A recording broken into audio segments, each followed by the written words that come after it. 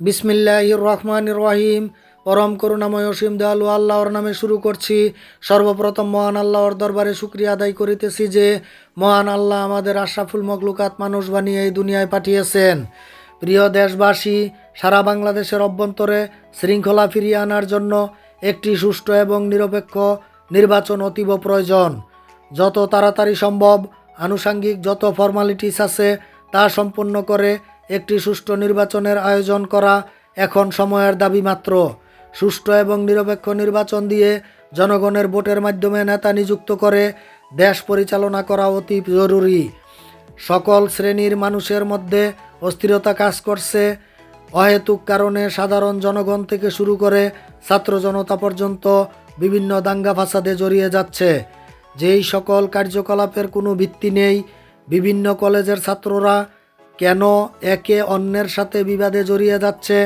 তাদের তো এখন লেখাপড়া করার সময়, তাদের তো এখন জীবন গড়ার সময়। আপনারা লেখাপড়া শেষ করে দেশ সেবায় নিয়োজিত হবেন, সেটা যে কোনো সেক্টর থেকে দেশ সেবা করতে পারেন।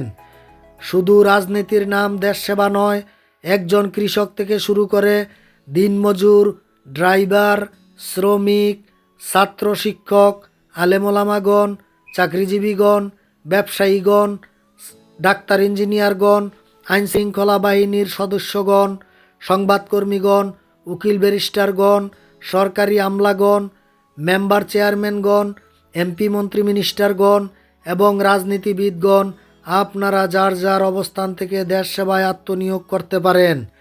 আমরা যারা প্রবাসে আছি, আমরা রেমিটেন্স পাঠিয়ে দেশের সেবা করতে পারি। আর আমাদের মধ্যে যার যতটুকু জ্ঞান আছে সে অনুযায়ী বিভিন্ন বিষয়ে পরামর্শ বা মতামত প্রকাশ করে দেশ গড়ার কাজে সহায়তা করতে পারি। কাউকে কটাক্ষ করে কথা বলার মধ্যে বরত্ব বা মহত্ব নেই, বরং শালীনতার সহিত বিভিন্ন বিষয়ে সঠিক জ্ঞান থাকলে কিছু পরামর্শ, কিছু নীতিমালা, কিছু পরিকল্পনার কথা বলে মতামত প্রকাশ করা যায়, যদি তা দেশ এবং জাতির কল্যাণের জন্য হয়। যেমন আমি আগেই আমার ইউটিউব চ্যানেল দেশ গড়ার লক্ষ্যে এবং আমার ফেসবুক পেজে লন্ডন থেকে বিভিন্ন ভিডিওতে দুর্নীতির বিরুদ্ধে বিস্তারিত কথা বলেছি।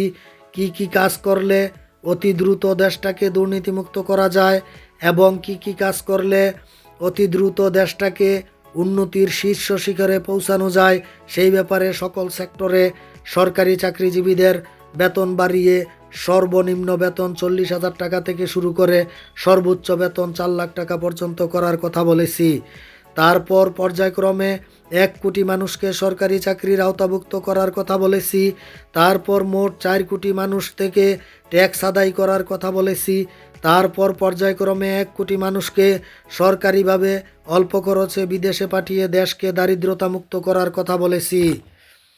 আমার পরিকল্পনাগুলো যদি আপনাদের ভালো লাগে তাহলে সময় ক্ষেপণ না করে, আমি অদমের কথাগুলোকে নগণ্য মনে না করে আমার ইউটিউব চ্যানেল দেশ গড়ার লক্ষ্যে এবং আমার ফেসবুক পেজের যত ভিডিও আছে সমস্ত ভিডিওগুলোতে like, share, comment, follow, subscribe করে সারা বাংলাদেশের জনগণ এবং সরকার মহোদয়গণের কাছে পৌঁছে দিয়ে বাস্তবায়ন করে দেশ গড়ার কাজে সহায়তা করবেন।